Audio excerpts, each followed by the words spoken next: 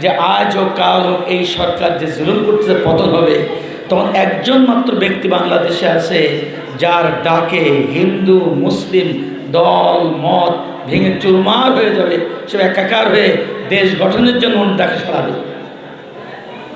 তাই ওনাকে তাৎক্ষণিক সিদ্ধান্ত নিয়ে যেই শিক্ষক যেই ডাক্তার তার ফাঁসির জন্য মিছিল করেছে তার দেশে চিকিৎসা করতে, খেয়াল করেছেন? যেই ডাক্তার মাসের পর মাস মিছিল করেছে সাইদির ফাঁসি চায় তার দেশে চিকিৎসা করতে। আর উনি যদি রাত 8টায় মারা যাবে তাহলে পুলিশ, র্যাব, বিডিআর, বিজিবি এরা আসর থেকে সমস্ত ওই হাসপাতালের সামনে সব দৌড়াবে কেন? আমার সাইদি সাহেবের বিরুদ্ধে মিথ্যা মামলা দিয়ে সাইদি সাহেবের বিরুদ্ধে যখন মামলা সাজাইছে তখন উনি যশোরে ছিলেন, যেই বাড়িতে থাকতেন উনি, আমি সেই বাড়ি গিয়েছি, খাওয়া দাওয়া করেছি সাইদি সাহেবের বড় ছেলের সঙ্গে, ওই মেজর ছেলের সঙ্গে আমি ওই বাড়িতে খাওয়া দাওয়া করেছি। দেল্লু রাজাকার বলে একজন রাজাকার ছিল, এটা সত্যি। তাকে যুদ্ধের পরে সেই ছবিটি আমার কাছে আছে, তাকে যুদ্ধের পরে মানুষ গণপিটুনি দিয়ে মেরে ফেলেছিল। অথচ উনি পাকিস্তান আমল থেকে দেশ বরেণ্য বক্তা, ওনার নাম কোনোদিন দেলু হতে উনি আমি তখন কমিউনিস্ট পার্টি করি, ছাত্র ইউনিয়নের স্কুল শেখার সভাপতি 67 সাল থেকে 70 পর্যন্ত আমি স্কুল শেখার সভাপতি ছিলাম ছাত্র ইউনিয়নের, পূর্ব পাকিস্তান ছাত্র ইউনিয়নের। 69 সালে আমাদের বাড়ির সামনে মাঠে উনি বক্তৃতা করতে গেছেন, তখন ওনার নামে লেখা হতো হেলালে পাকিস্তান। উনি কেশবপুর বক্তৃতা করেছেন 68 সালে, সেই পোস্টার ইতিমধ্যে আপনারা ফেসবুকে দেখেছেন। তখন দেশ বরেণ্য আলেম, এত বিশ্ববিখ্যাত একজন বক্তা, তিনি যশোরে থাকতেন কেন? এই জনপদে মাহফিলের জন্য পিরোজপুর থেকে আসতে গেল 3-4টা নদী পারে আসতে হতো, এটা কষ্ট ছিল। এই সাতক্ষীরা, এই দক্ষিণাঞ্চল ওনার মাহফিল বেশি হওয়ার কারণে উনি এসে যশোরে ছিলেন। উনি যদি রাজাকার হবেন, উনি যদি মানুষ মারবেন, দেশ স্বাধীন হওয়ার পরে আবার আমাদের বাড়ির সামনের মাঠে উনি বক্তৃতা করতে এসেছেন। উনি কি কোনোদিন পালাইছিলেন? কথা বলেন, উনি কি পালাইছিলেন? উনি পার্লামেন্টের মেম্বার হয়েছেন, ছিলেন। ওনার বিরুদ্ধে 40 বছরের মধ্যে কোনো অভিযোগ ছিল না, হঠাৎ করে বানানো মামলা তৈরি করল। দেশ স্বাধীন হওয়ার 4 বছর পরে জন্মগ্রহণ করা একটা ছেলে সাক্ষী দিয়েছে যে আমি দূর থেকে দাঁড়ায় দেখেছিলাম সাইদি সাহেব মানুষ মারতেছে। তার জন্ম হয়েছে কত সালে? 73 সালে। কত সালে? 73 সালে।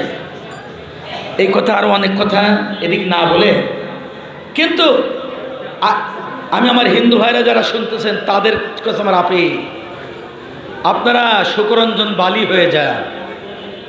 শুকরঞ্জন বালি তাকে হুমকি দিয়ে ধরে নিয়ে গিয়েছিল ঢাকায়, সেফ হোমে রেখেছিল, তাকে সাইদি সাহেবের বিরুদ্ধে সাক্ষী দেওয়ার জন্য শিখাইছিল। সে রাজি হয় না বলে তাকে নির্মম নির্যাতন করেছিল, তিনি রাজি হননি। তারপরে সে ওখান থেকে তার ছেড়ে দিয়েছিল মেরে। এই শুকরঞ্জন বালির বড় ভাই বিশা বালিকে হত্যা করেছে সাইদি সাহেব, এই অভিযোগের মামলা। শুকরঞ্জন বালি সাইদি সাহেবের পক্ষে সাক্ষী দিতে গিয়েছিল, হাইকোর্টের বারান্দা থেকে তাকে তুলে নিয়ে গেছিল। দেখছেন ইসলামিক ওয়াজ যশোর ইউটিউব চ্যানেল। রাসূলের হাদিস, শিশুরা আল্লাহর ফুল, বুখারী শরীফের হাদিস। শিশুরা তো ফুল কি হাতের মধ্যে চটকায়? এই মুরব্বীও খেয়াল করেন, বাচ্চাদের সঙ্গে শিশু বলেছে, মুসলিম শিশু বলেনি, কিন্তু ওই শিশু হিন্দু হতে পারে। ওই শিশু বলেছে শিশুরা আল্লাহর ফুল। কার ফুল? আয়দার বি মুসলিম নন মুসলিম, সে মুসলিম শিশু হোক আর অমুসলিম শিশু, বাচ্চাদের সঙ্গে ভালো ব্যবহার করতে হবে। আমি আসর পরে একটা জানাজা পড়ে গাড়িতে উঠেছি, তখন সরাসরি সাইদি সাহেব যে আইসিইউতে ছিলেন, সে আইসিইউর পাশের বেড থেকে রিং দিয়েছিল যে ওনাকে এইমাত্র ওনার শরীরে চিকিৎসা না দিয়ে, আইসিইউ মানে আইসিইউতে কোনো মানুষকে বসা রাখে বলেন তো? আইসিইউ হচ্ছে এমন একটা জায়গা, যখন একটা লোকের মুমূর্ষ অবস্থা হয়, নিয়ম হচ্ছে তাকে শোয়াই নিয়ে যেতে হবে এবং তাকে শোয়াই দিতে হবে। এখনো পর্যন্ত ওই শাহাদাত বরণের দিন তার বসা একটা ছবির বাইরে কোনো শোয়া ছবি দেখাতে পারনি। ওনাকে হত্যার প্ল্যান করেছে, ওনার একটু ব্যথা হচ্ছিল। যে হাসপাতালে ছিলেন গাজীপুরে, সেখান থেকে সিম্পল ব্যাপার, ওখানেই কিন্তু তার চিকিৎসা হয়ে যেত। বেরোয়ার পরেই সিদ্ধান্ত নেয় যে আজ হোক কাল হোক এই সরকার যে জুলুম করতেছে পতন হবে। তখন একজন মাত্র ব্যক্তি বাংলাদেশে আছে যার ডাকে হিন্দু মুসলিম দল মত ভেঙে চুরমার হয়ে যাবে, সে একাকার হয়ে দেশ গঠনের জন্য ওনার ডাকে সাড়া দেবে। তাই ওনাকে তাৎক্ষণিক সিদ্ধান্ত নিয়ে যেই শিক্ষক, যেই ডাক্তার তার ফাঁসির জন্য মিছিল করেছে, তার দেশে চিকিৎসা করতে। খেয়াল করেছেন?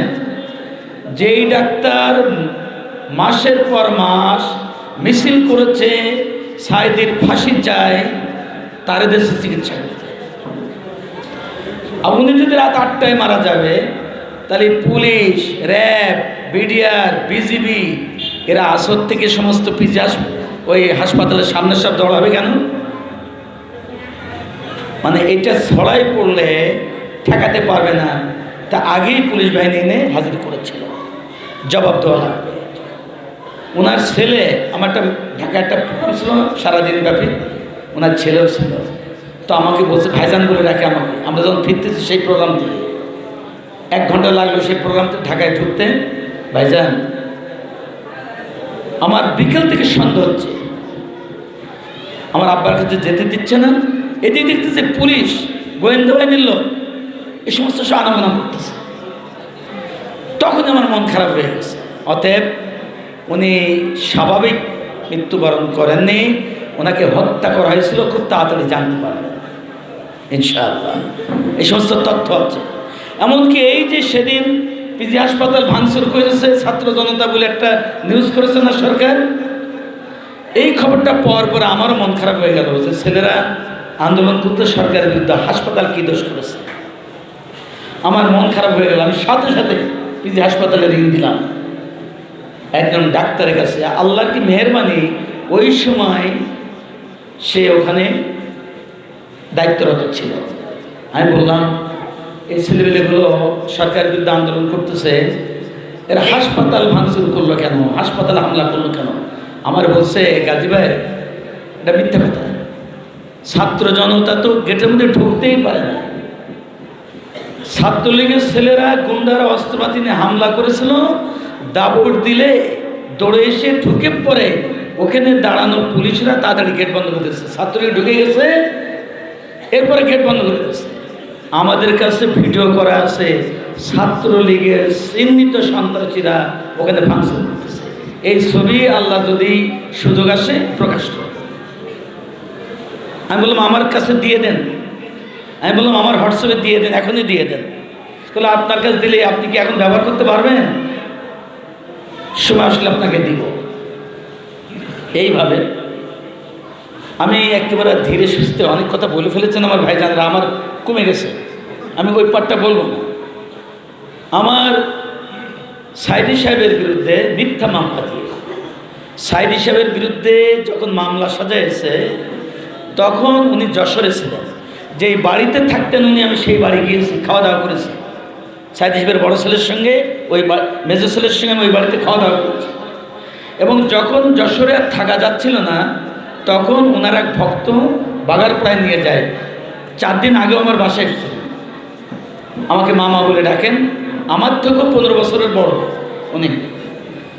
উনি বলেছেন, উনি সাক্ষী দিয়ে আসছেন হাইকোর্টে যে সাইদি সাহেব ওই পিরোজপুরে খারাপ কাজ করবে কি করে, উনি তো আমার বাড়ি ছিলেন। দেশ স্বাভাবিক হলে আমি ওনাকে অক্টোবর নভেম্বর মাসে ওনার বিরুদ্ধে যত অভিযোগ সব মে জুন জুলাইয়ের মধ্যে, বলে উনি তো আমার বাড়ি ছিলেন বাগারপাড়ায়, ওনাকে আমি রেখে আসছি অক্টোবর মাসে।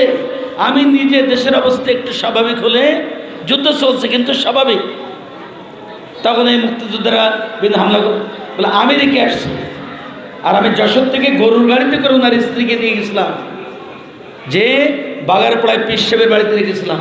তা পীর সাহেবের বাড়ি, পীর সাহেব কিন্তু পর্দার খেলাফ হতে বলে ওনার স্ত্রী একেবারে সড়ক করতে বেরোতো না। পরে আমি আমার বাসায় নিয়ে গেছিলাম। ওনার বিরুদ্ধে গৌরাঙ্গ সাক্ষী দিয়েছে। গৌরাঙ্গ, সেই গৌরাঙ্গ ইতিমধ্যে সাক্ষাৎকার দিয়েছে। আওয়ামী লীগের নেতারা আমাকে ভয় দেখায়ে, মেরে, হুমকি দিয়ে আমাকে সাইদি সাহেবের বিরুদ্ধে মিথ্যা সাক্ষী দিতে বাধ্য করেছিল। উনি ভালো মানুষ। দেল্লু রাজাকার বলে একজন রাজাকার ছিল, এটা সত্যি। তাকে যুদ্ধের পরে, সেই ছবিটি আমার কাছে আছে, তাকে যুদ্ধের পরে মানুষ গণপিটুনি দিয়ে মেরে ফেলেছিল। অথচ উনি পাকিস্তান আমল থেকে দেশ বরেণ্য বক্তা, ওনার নাম কোনোদিন দেলু হতে উনি আমি তখন কমিউনিস্ট পার্টি করি, ছাত্র ইউনিয়নের স্কুল শেখার সভাপতি। 67 সাল থেকে 70 পর্যন্ত আমি স্কুল শেখার সভাপতি ছিলাম ছাত্র ইউনিয়নে, পূর্ব পাকিস্তান ছাত্র ইউনিয়নে। 69 সালে আমাদের বাড়ির সামনে মাঠে উনি বক্তৃতা করতে গেছেন। তখন ওনার নামে লেখা হতো হেলালে পাকিস্তান। উনি কেশবপুর বক্তৃতা করেছেন 68 সালে। সেই পোস্টার ইতিমধ্যে আপনারা ফেসবুকে দেখেছেন। তখন দেশ বরেণ্য আলেম, এত বিশ্ববিখ্যাত একজন বক্তা, তিনি যশোরে থাকতেন কেন? এই জনপদে মাহফিলের জন্য পিরোজপুর থেকে আসতে গেল 3-4টা নদী পারে আসতে হতো। এটা কষ্ট ছিল। এই সাতক্ষীরা, এই দক্ষিণাঞ্চল ওনার মাহফিল বেশি হওয়ার কারণে উনি এসে যশোরে ছিলেন। উনি যদি রাজাকার হবেন, উনি যদি মানুষ মারবেন, দেশ স্বাধীন হওয়ার পরে আবার আমাদের বাড়ির সামনে মাঠে উনি বক্তৃতা করতে এসেছেন। উনি কি কোনোদিন পালাইছিলেন? কথা বলেন, উনি কি পালাইছিলেন?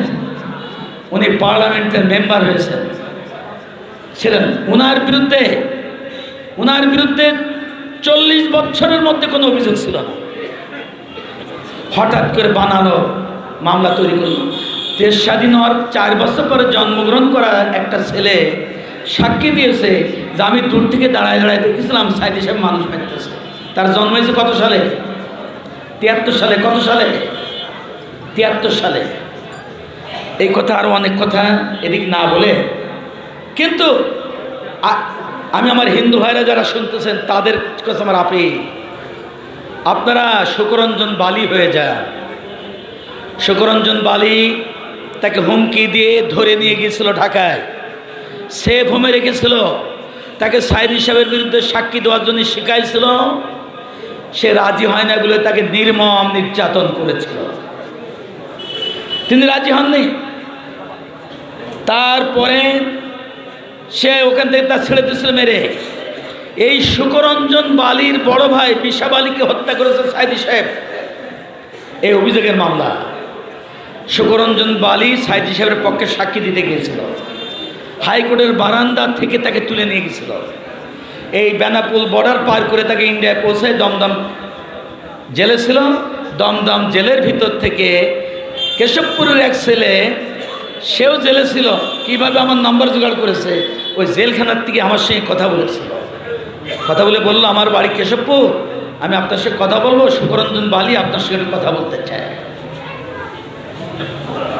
সে বলল আমার ভাই বিশাব আলীকে সাইদ হুজুর মারেনি, আমার ভাই বিশাব আলীকে মেরেছিল অমুক অমুক। আমার ভাবি তো তাদের বিরুদ্ধে মামলা করেছিল, সেই মামলার মধ্যে তো সাইদ সাহেবের নাম নাই। সরকারের পক্ষে সাক্ষী না দেওয়ার কারণে সাইদি সাহেবের পক্ষে সাক্ষী দিতে যাবে এই অপরাধে তাকে গুম করে ইন্ডিয়ায় মেরে ফেরে পাচার করেছিল। আপনারা অনেকে দেখেছেন। এই শুকরঞ্জন বালি দেশে আসার পরে সাইদি সাহেব যেদিন শাহাদাত বরণ করে, তার জানাজার দিন আমার পাশে দাঁড়ানো অবস্থায় ছবি আপনারা অনেকে দেখেছেন। আপনারা আমার হিন্দু ভাইদের কাছে প্রশ্ন, এই মনিরামপুর নয়, শুধু সারা বাংলাদেশে, আমি কালকে জেলা প্রশাসক মহোদয়কে জিজ্ঞাসা করেছিলাম, ওখানে গিয়েছিলাম, এসপি মহোদয়ের অফিসে গিয়েছিলাম। দুইজনই বড় মেহমানকে আমি জিজ্ঞাসা করেছি, যারা হচ্ছে যশোরের অভিভাবক, যে আপনাদের কাছে কি কোনো তথ্য আছে যশোর জেলার কোথাও কোনো হিন্দুর মন্দির ভাঙচুর হয়েছে? বলেন না, কোথাও ভাঙচুর কথা হামলারও শিকার হয়নি। তাহলে আপনারা কেন যশোরের মিছিলে গেলেন? কেন আপনারা মিছিল বললেন? মন্দির কেন ভাঙা হচ্ছে? জবাব চাই। হিন্দু মহাজোটের নেতা গোবিন্দ তিনি বলেছেন, মুসলমান, খাঁটি মুসলমান ইমানদার নামাজিরা কোনোদিন অমুসলিমের কোনো ধর্মীয় প্রতিষ্ঠানে হামলা করতে পারে না। ইতিমধ্যে আপনারা দেখেছেন চাটখিলে হিন্দু মন্দির ভাঙতে গিয়েছিল 2 ছাত্রলীগের নেতা ধরা পড়েছে।